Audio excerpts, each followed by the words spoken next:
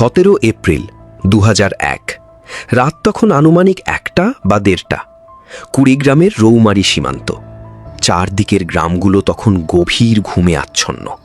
ঝিঝি পোকার ডাক আর হালকা বাতাসের শব্দ ছাড়া আর কোনো আওয়াজ নেই। কিন্তু এই নিস্তব্ধতার আড়ালেই ভারতীয় সীমান্তরক্ষী বাহিনী বা বিএসএফের 117 নম্বর ব্যাটালিয়নের প্রায় 300 থেকে 400 জনের একটি ভারী সুসজ্জিত সৈন্যদল অত্যন্ত গোপনে কাঁটাতারের বেড়া পার হচ্ছিল।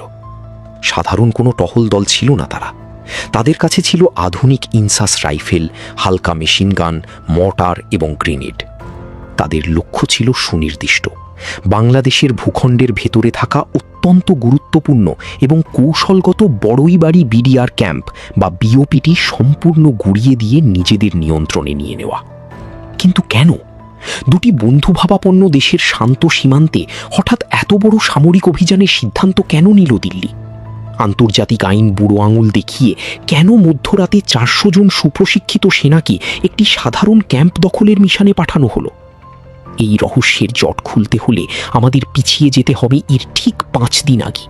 চলে যেতে হবে কুড়িগ্রাম থেকে 100 কিলোমিটার দূরে সিলেটের এক দুর্গম সীমান্তে, যেখানে লুকিয়েছিল বিএসএফের এক চরম আন্তর্জাতিক অপমান এবং সেই অপমানের প্রতিশোধ নেওয়ার এক গোপন জিদ।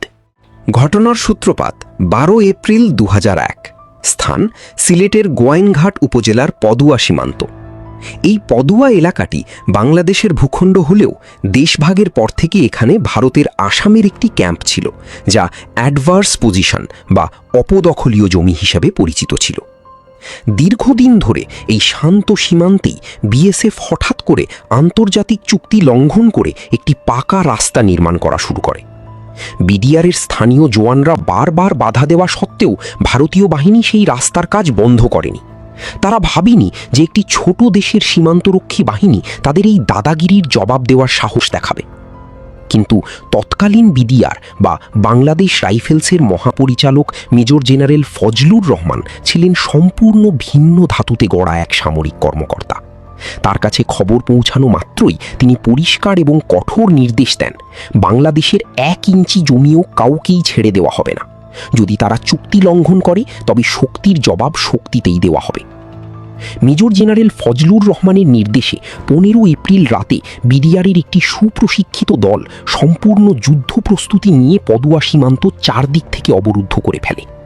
বিডিআর জওয়ানরা এতটাই নিখুঁত এবং নিঃশব্দে পজিশন নিয়েছিল যে বিএসএফ জওয়ানরা টের পাওয়ার আগেই নিজেদের ক্যাম্পে অবরুদ্ধ হয়ে পড়ে। কোনো রকম রক্তপাত বা একটি গুলি খরচ না করেই কৌশলগত বুদ্ধি খাটিয়ে বিডিআর পুরো পদুয়া এলাকা নিজেদের নিয়ন্ত্রণে নিয়ে নেয়। বিশ্বের অন্যতম বৃহৎ সীমান্তরক্ষী বাহিনীর জন্য এটি ছিল এক চরম আন্তর্জাতিক অপমান। দিল্লির সাউথ ব্লকে স্বরাষ্ট্র মন্ত্রক এবং বিএসএফ হেডকোয়ার্টারে তখন জরুরি বৈঠক বসে। বিএসএফের শীর্ষ কর্তারা এই অপমান কোনোভাবেই মেনে নিতে পারছিলেন না। কিন্তু পদুয়ায় পাল্টা আক্রমণ করা ছিল আত্মঘাতী, কারণ সেখানে বিডিআর অত্যন্ত শক্তিশালী অবস্থানে ছিল। তাই দিল্লি সিদ্ধান্ত নেয় একটি কাউন্টার অ্যাটাক বা প্রতিশোধের। তারা এমন একটি শান্ত সীমান্ত বেছে নিতে চেয়েছিল যেখানে বিডিআরের প্রস্তুতি থাকবে ন্যূনতম, যেন সহজেই একটা ক্যাম্প দখল করে পদুয়ার অপমানের প্রতিশোধ নেওয়া যায় এবং টেবিল টকে বাংলাদেশকে চাপে ফেলা যায়।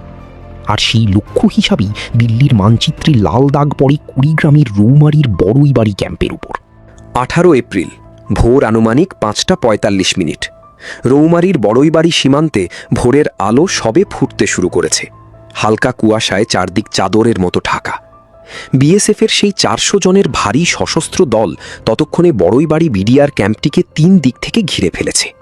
তাদের গোয়েন্দা রিপোর্ট ছিল একদম সঠিক। এই ছোট বিওপিতে তখন নিয়মিত ডিউটিতে ছিলেন মাত্র 8 থেকে 10 জন বাঙালি বিডিআর জওয়ান। বিএসএফ কমান্ডোদের ধারণা ছিল ভোরের আলো ফোটার সাথে সাথে যখন তারা আকস্মিক এবং তীব্র আক্রমণ চালাবে, তখন এই সামান্য কয়েকজন বিডিআর জওয়ান প্রাণ ভয়ে বা বাংকার ছেড়ে পেছনের দিকে পালিয়ে যাবে, আর মুহূর্তের মধ্যে বড়ইবাড়ি ক্যাম্পে উড়বে ভারতের পতাকা।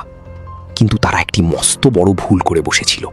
তারা প্রতিপক্ষের সংখ্যার হিসাব কষেছিল ঠিকই, কিন্তু তাদের ধমনীতে থাকা বাঙালি জাতির বীরত্বের ইতিহাস হিসাব করতে ভুলে গিয়েছিল।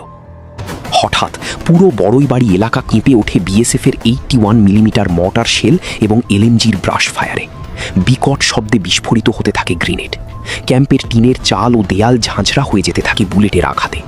কিন্তু সেই নরক গুলজার পরিস্থিতির মধ্যেও ক্যাম্পের ভেতরে থাকা 8 জন বিডিআর জওয়ান বিন্দুমাত্র দমে যাননি।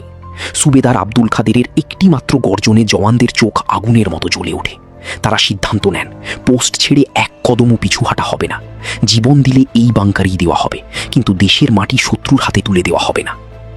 শুরু হয় পৃথিবীর সামরিক ইতিহাসের অন্যতম এক অবিশ্বাস্য এবং অসম প্রতিরোধ যুদ্ধ। মাত্র 8 জন জওয়ান নিজেদের 303 রাইফেল আর একটি মাত্র লাইট মেশিন গান বা এলএমজি নিয়ে বাংকারে পজিশন নেন। তারা অনবরত এবং অত্যন্ত নিখুঁতভাবে পাল্টা ফায়ারিং শুরু করেন। বিডিআর জওয়ানদের ফায়ারিংয়ের শৃঙ্খলা আর গতি এতটাই তীব্র ছিল যে সামনের দিকে এগিয়ে আসা 400 জন বিএসএফ জওয়ান থমকে দাঁড়াতে বাধ্য হয়। তারা ভাবতেও পারেনি মাত্র 8 জন মানুষ এমন প্রতিরোধ গড়ে তুলতে পারে। বিএসএফের কমান্ডাররা ভুল করে ভেবে বসেন বিডিআরের হয়তো বিশাল কোনো ব্যাকআপ ফোর্স বা ভারী ব্যাটালিয়ন আগে থেকেই সেখানে উৎপেতে ছিল। এই একটি মাত্র স্ট্র্যাটেজিক ভুলই বিএসএফের পুরো জয়ের পরিকল্পনাকে ধূলিসাৎ করে দেয়। নেক্সট পার্ট দেখতে চাইলে ভিডিওটি একটি লাইক দিয়ে কমেন্টে পার্ট 2 লিখে যেতে ভুলবেন না।